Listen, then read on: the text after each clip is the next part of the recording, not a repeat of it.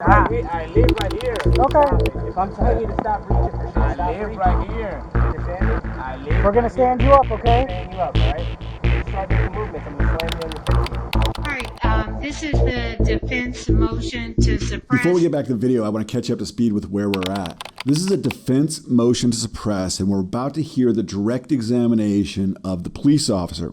Now, this isn't the RoboCop that you saw in the thumbnail. This is his partner. The partner made the arrest in this case, but I think the RoboCop is probably the best friend for my defendant because it's probably him that got the case dismissed. We're going to talk about this. We'll do some breaks in the middle, and I'll keep you up to speed with what's going on. Let's get back to You it. understand me? I'm not fucking around. Okay, I live right here. Alright, but if law enforcement... State, are you ready to call your first witness? Yes, Your Honor. The state would like to call Deputy. Good afternoon. Can you please state your name for the record and spell your last name? Yep, it's G. And are you currently employed? I am. And where are you employed? And were you on duty on September 2018 at approximately 4 a.m.? I was. And did you respond to a call for service at West Oakridge Road? I did. Yes. What was the call for service regarding? There was a van with a male passed out at the wheel, blocking the entrance to the gate to the apartment complex. And what did you observe when you arrived on scene? A white van parked in front of the gate. As I started pulling closer to, for any potential DUIs, you want to box a vehicle in so if they are asleep and they do wake up, you don't want them driving forward or trying to drive reverse. And then as I started moving closer to the vehicle started moving in a forward direction and a reverse direction.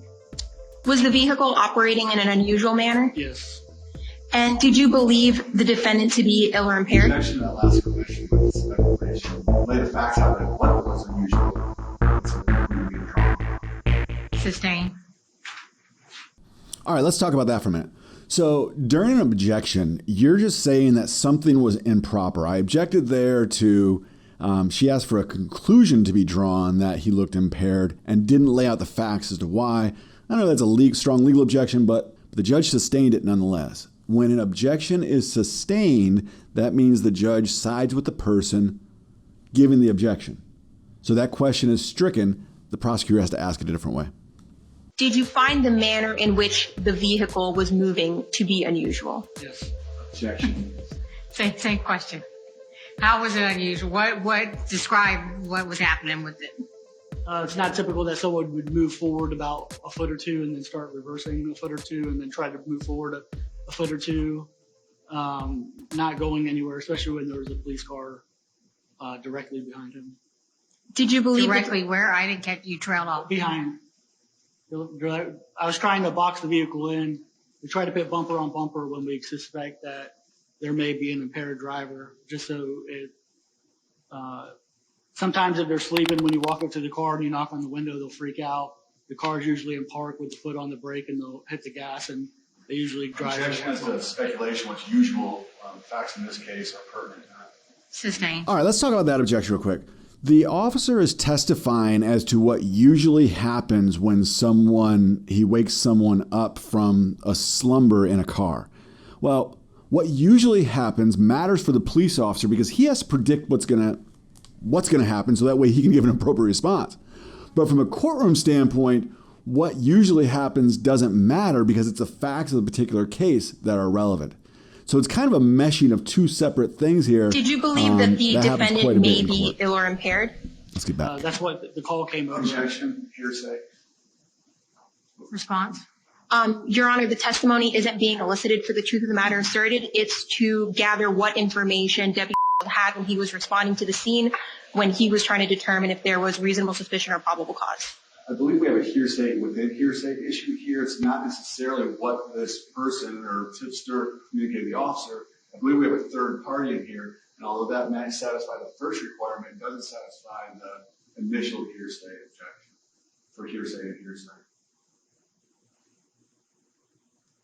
Maybe that wasn't clear. Well, hearsay is admissible in suppression hearings anyway. So overall, we're talking about hearsay, and hearsay can get pretty complicated. By definition, hearsay is any out-of-court statement that's elicited for the truth of the matter asserted. So you're saying something in court for the purpose of proving that thing in court, and it's something somebody else told you.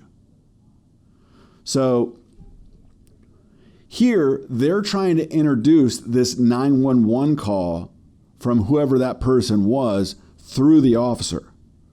Well, a citizen called 911, and that citizen said that this person was sleeping behind the wheel and face drunk, or whatever they're going to say. That's not admissible. If they wanted that evidence in there, they would have to call that witness. But the rules of hearsay are laxed in a motion to suppress. In a trial, for certain, they would have to call that witness. But in a motion to suppress with the lax rules, hearsay is generally admissible. So she's making an argument that we're not using this for the proof of the matter asserted. We're just doing it for effect on the listener.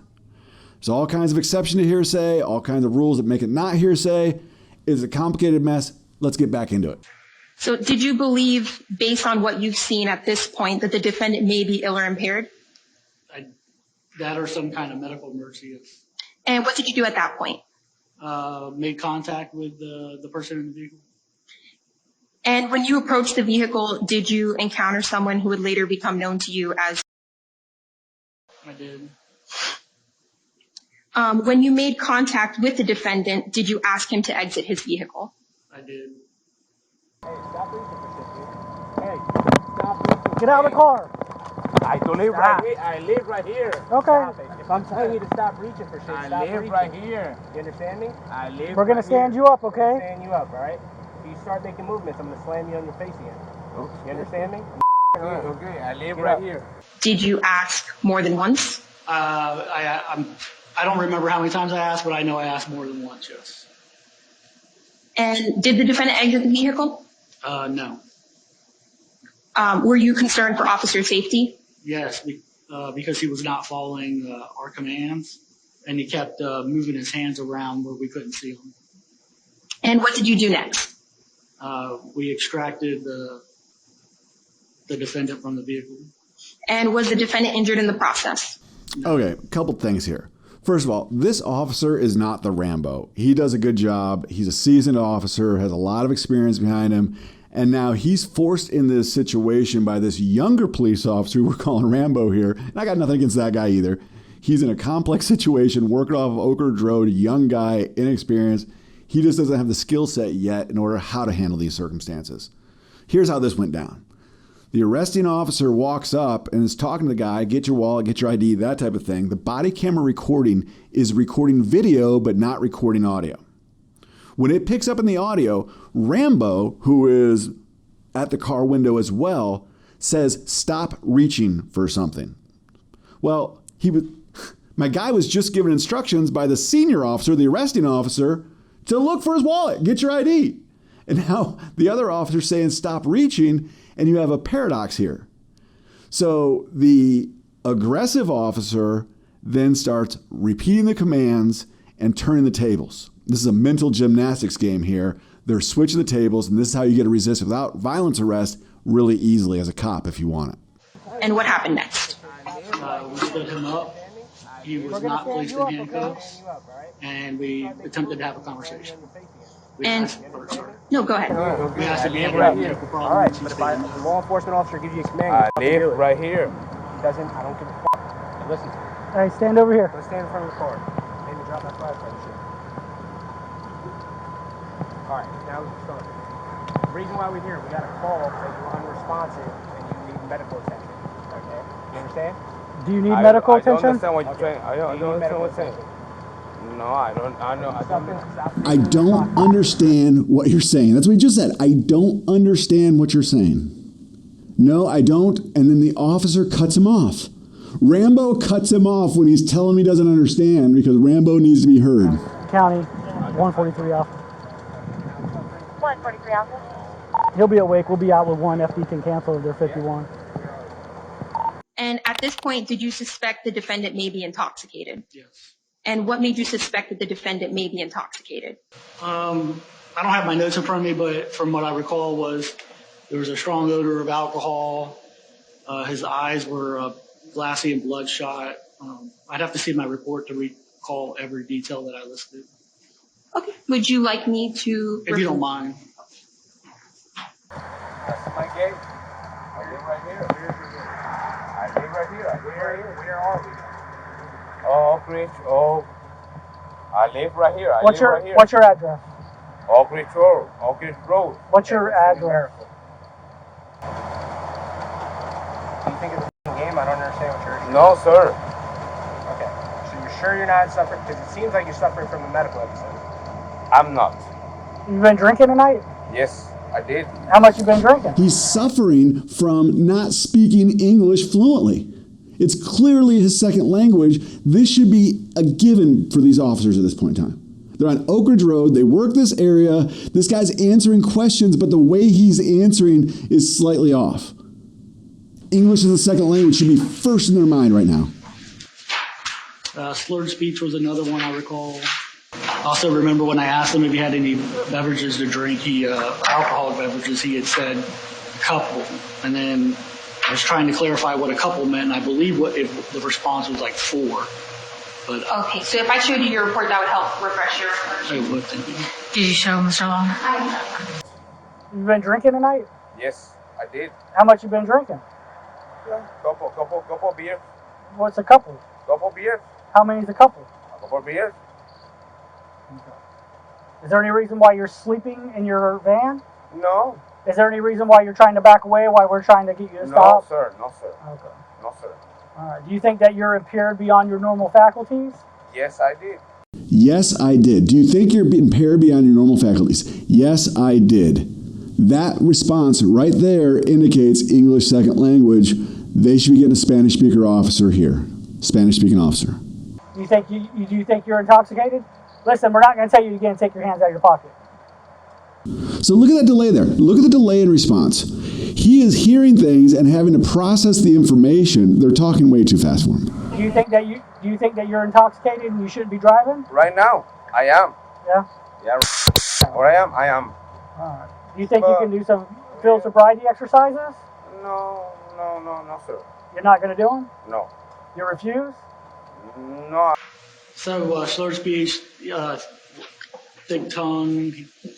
He was incoherent, hard to communicate with. Like I said, I asked him how many beers he had to drink or alcoholic beverages, and he had replied a few times. But I believe the ultimate response he said was 4. And did you ask the defendant to perform any field sobriety exercises? I did. How did he respond? He said he would. You refuse? No, I don't want to refuse, but... You are? You just said he's going to refuse or he wasn't? No. It's a simple question. He's asking you. Did he submit to field sobriety? Yes or no? Yes, I'm gonna submit. You already know what I'm doing. What are you doing? We're just trying to figure out what's going on. And did he complete them? I think at first he said no, but Why don't you then tell he me what's going eventually on? came around to saying yes. But no, he did not complete them. And why did he not complete them? Sobriety exercises During without our falling? course of conversation with him and running him via teletype and I'm okay with doing them. You want to do them? through Okay. David, we found like he just wasn't, he wouldn't listen to our commands. He kept putting his hands back in his pockets after we told him several times to get his hands Objection, back. non-responsive. Sustained. Florida used the Intoxilizer 8000 for their evidentiary breath test. It's right back there. The thing's plagued with errors and we have issues with it left and right. I've got the numbers for 2020. My buddy Matt Olszewski with the Florida DUI group, we're sitting down. We're going to talk breath testing with you in an upcoming video. If you want to watch that video, hit subscribe so you get notified. Can you give just a concise answer of why he wasn't able to complete them? Objection, speculation. Overruled. I'll allow answer. I'm sorry, can you ask me? Why was the defendant not able to complete the field sobriety exercises? He was unable to follow directions. And was there anyone else present at the scene? There was my backup deputy and there was a lady who had pulled up behind us who was the initial caller. And did you approach the vehicle and speak with her? I did. And what did she say to you? She said that Are she you the had one pulled who up called? and she had been honking her horn for So several when you pulled up, he was minutes. sleeping up there? The vehicle wouldn't move. I don't remember every detail of the conversation. I know it's on the body Okay. camera, And can you get in through but this she gate or was the no? one who called about it because she couldn't gain access into the community. It was the only entrance in and out. All right. And at this point, was the defendant's vehicle still blocking the entrance to the community? Give me a minute. I'm gonna try. And what did you do I at gotta this get the time? van. That time I went ahead and moved the vehicle to the We gotta go side. through that route. I believe I had to back it up and then pull it to the side of the road so vehicle traffic could come Yeah, we'll through tell him. He doesn't know anyone called. apartment gate. Do you know him or? But he's the same guy who was in the car the whole time. He didn't get out of the car. Okay. And why did you move the vehicle? For safety. I mean, if there was a fire or something, there would be no egress for other emergency response vehicles, and it's unfair for people to sit there and have to wait. So. 10-4 is actually just upgraded to a code 3 response. SD advised the male subject is being combative with them. They are 97 with him. This is the 6th call tonight, actually 7th in reference to the same subject. 2214 South Rio Grande. Listen to what just happened there. A code 3 call or a code 2 call just got upgraded to code 3 off of Rio Grande. That's the neighboring zone to where they're at right now. FD, the fire department, is asking for help. They've already been out of this house a bunch of times. It's probably a busy night. You don't think that plays a role? They probably got 2 Spanish speakers on their squad. They got 10 guys. And 4 of them are going to this aggravated battery call with the FD. Who knows what other calls are chasing down throughout the night. And then 2 of them are tied up on this. That only leaves a few people left. If you're a seasoned police officer, one of your jobs is to handle your zone, handle your circumstances without additional input from the supervisor.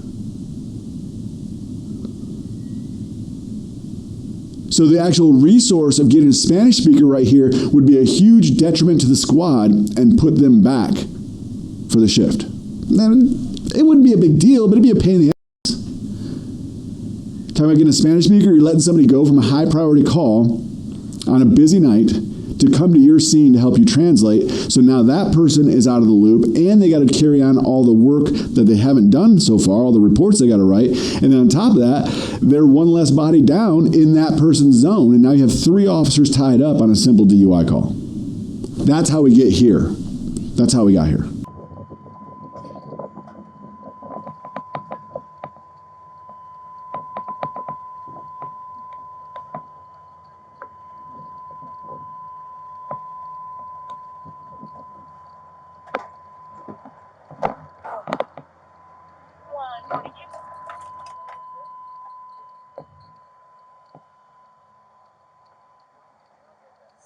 Ounce Vic Ultra,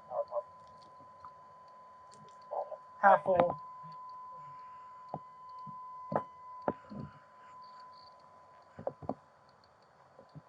All right. You got any ID on you? Yes, sir. Okay. Obviously, sir. Yeah. Not for you. Not Why, for you. why are Not you for being rude, sir? No, he's being rude for me. No, you're the one being rude. You're the one. No, sir. No, sir. Okay. This guy's being rude. I don't need. All I don't. the way gone. There you go. Thank you. You pulled him out of the car, put him down to the ground, and said, I'm going to f*** you up if you do anything else. And then you ask why he's being rude? Who's the one that's impaired? Put your hands on here.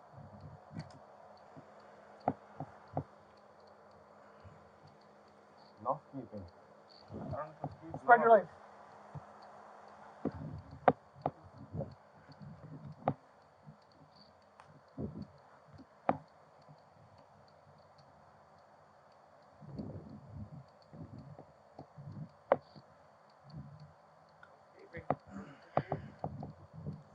And what happened next?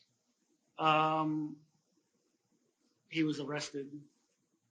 And during this entire time, were you wearing your department issued uniform that day? I was wearing a department issued uniform. I was probably wearing our summer uniform, which is black shorts, polo, same insignia patches, and a subdued sewed on a badge. And does it come equipped with body worn camera? Yes, And was this incident captured on your body worn camera? it was.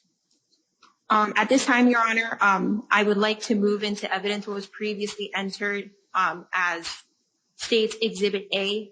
Defense had previously stipulated to allow it in. What's been previously marked as State's Exhibit A will be admitted into evidence as State's Exhibit 1. And tag's gonna be. And Your Honor, may I publish? You may. Here's what's going on. That last 20, 30 seconds, the seasoned officer, he's trying to figure out, all right, what am I going to do? Am I going to pull through these resources? Do I want to get somebody else here? Do I want to take this guy to jail? Do I have enough? And he's giving it some thought. No problems with this guy at all. That's exactly how he worked. And he's in a tough spot, I don't think I'm calling for a Spanish-speaking officer in that situation either. If I'm pegging the shift right, the night right, and they're busy and they're coming on the end of shift and he's gonna be tying people up, I'm probably not asking. Oh, you probably want to know if I won or lost. I won this one. Cross-examination is the next video. I'm Attorney Jeff Lauder. Hit that subscribe button and we'll see you in the next one.